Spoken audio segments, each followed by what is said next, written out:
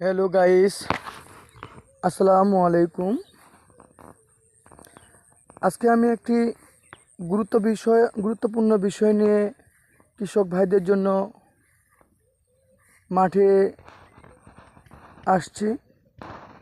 যাদের রোপা থোর পর্যায়, এই যেমন থোর পর্যায়, এই যে থোর হয়ে গেছে, যাদের রোপা থোর হয়ে গেছে, ধান বের হওয়ার মতো, এবং গাছের পাতা যদি হলুদ হয়ে গেছে, তাহলে আপনারা ছত্রাকনাশক বিষ এবং মাজরা পোকার বিষ একসাথে স্প্রে করে দিবেন।